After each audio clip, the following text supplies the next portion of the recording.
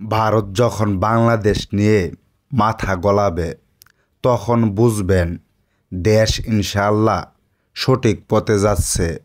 টাকার ঋণ একসময় পরিশোধ করা যায়, কিন্তু দুঃসময়ে যারা পাশে থাকে তাদের ঋণ কোনো দিন শোধ করা যায় না।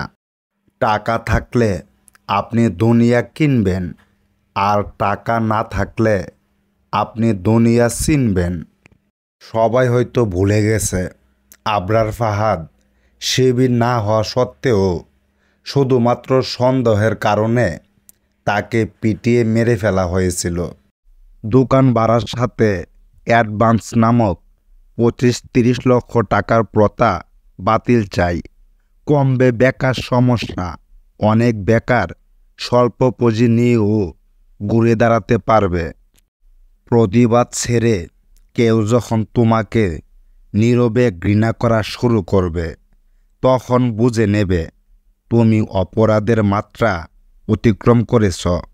পাঠানোর কথা ছিল 26 লক্ষ ভারতীয়, কিন্তু পাঠিয়ে দিলাম 3000 টন ইলিশ। রবীন্দ্রনাথ ঠাকুর একটা কথা বলেছিলেন, কারো অবহেলা মানে জীবন শেষ নয়। একজনের কাছে মূল্যহীন হতে পারো, সবার কাছে নয়।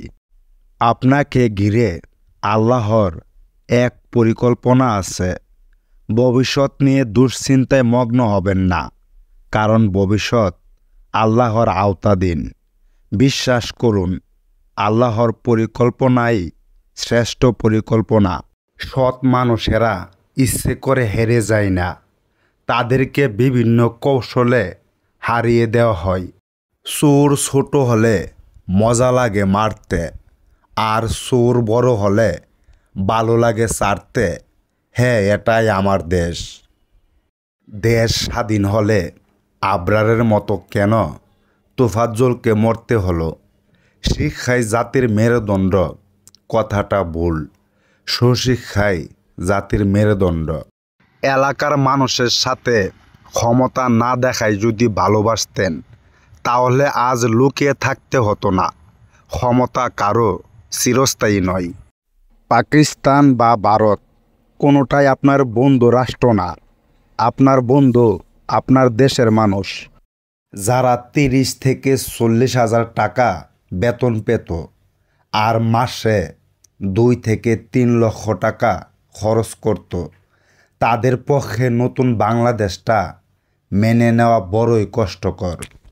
পালিয়ে যাওয়া বউর সাথে সংসার করা যেমন লজ্জার, তেমনি পালিয়ে যাওয়া নেত্রীর দল করাও লজ্জার।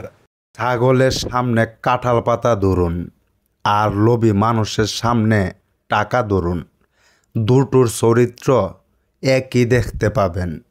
যার বিচার আদালত করতে পারে না, তার বিচার সময় করে দেয়।